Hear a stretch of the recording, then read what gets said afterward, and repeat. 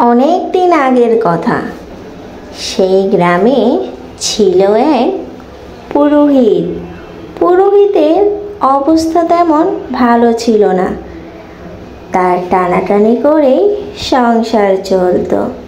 তবে তার সংসারে ছিল এক গরু, নাম ছিল তার গোধূলি। গোধূলিকে পণ্ডিত বেশ ভালোবাসত। তার অভাবের সংসারেও যেন গোধূলি তার আপন হয়ে সবসময় পাশে থাকে। তবে তার বউ শেফালি এটা ভালো চোখে দেখত না। তার কাছের এই গরুটিকেই বিক্রি করে দিতে চাইতো। তাই সে মাঝে মাঝে গোধূলিকে বলতো, আর গোধূলি কান পেতে শুনতো আর হাম্বা হাম্বা করতো। এতে পুরোহিতের বেশ মন খারাপ হতে লাগলো। পুরোহিতের সংসার যেমনই চলুক না কেন, তারপরও গোধূলিকে বেশ ভালোবাসে। মাঠে দিয়ে আসে, সে যায় তার কাজ করতে। গোধূলিকে ভালোভাবে বুঝিয়ে বলে যেন তার গিন্নিকে দুধ দেয়। মাঠে ঘাস খাইয়ে গোধূলি পুরোহিতের পিছনে পিছনে আসতে লাগে। আর ওইদিকে গিন্নি তো দুধের আশায় বসে থাকে, কখন গোধূলি দুধ দেবে আর তা বাজারে বিক্রি করতে দেবে। যখনই পুরোহিত গোধূলিকে নিয়ে আসে, তখনই শেফালির বকবকানি শুরু হয়ে যায়। শেফালি নানাভাবে পুরোহিতকে বলতে থাকে তার এই অভাবের সংসারে আর গোধূলিকে পালা যাবে না, তাই এই গোধূলিকেই বিক্রি করে দিতে হবে। যা শুনে গোধূলি কান্নায় ভেঙে পড়ে। আর পুরোহিত বলে, ওঠ রে গোধূলি, ওঠ, তুই আমার গোধূলি, আমি তোর সাথে কখনোই অন্যায় করব না, উঠে পড়। আর ওইদিকে গিন্নি রান্না করতে থাকে আর বক বক করতে থাকে।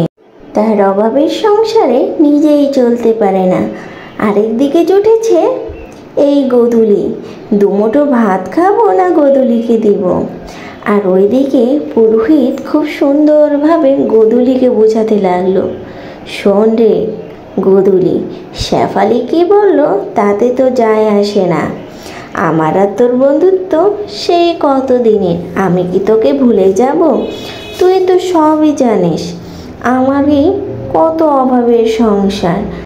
আর যাই কর, আমার সাথে তুই রাগ করে থাকিস না। এই বলেই পুরোহিত কাজের জন্য বেরিয়ে গেল। আর হাসছে আর তো গোধূলির কথা ভাবছে।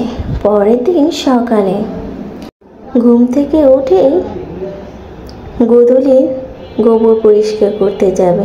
ঠিক সেই সময় গিন্নি দেখতে পেল গোধূলির পায়ের নিচে স্বর্ণের মতো কী যেন আছে। তখনই গিন্নি সেটা উঠাতে গেল। দেখতে লাগলো এটা কি, আর দেখেই সে অবাক হয়ে গেল, এ তো গোবরের ভেতর স্বর্ণ লুকিয়ে আছে।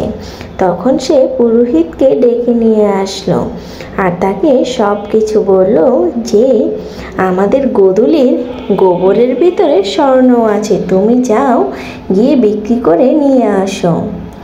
তখন পুরোহিত বলল, তুমি তো গোধূলিকে বিক্রি করে দিতে চেয়েছিলে, এখন আবার গোধূলির গোবরের ভেতরে স্বর্ণ পেলে তোমার কি লাভ বলো তো দেখি? তার চেয়ে বরং গোধূলিকে বিক্রি করে দিয়ে আসি, কি বলো তুমি? তখন গিন্নি বলল, না না না, আমি আমার ভুল বুঝতে পেরেছি, গোধূলিকে আমার কাছেই রেখে দেব।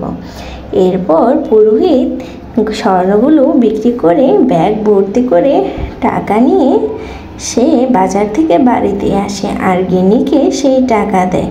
তারা তাদের মন মতো চলতে থাকে আর আস্তে আস্তে তারা গোধূলির গোবর বিক্রি করে বড়লোক হয়ে যেতে থাকে। আর গোধূলিকেও খুব আদর যত্ন দিয়ে পালতে থাকে। বন্ধুরা, আজকের গল্পটি কেমন হলো?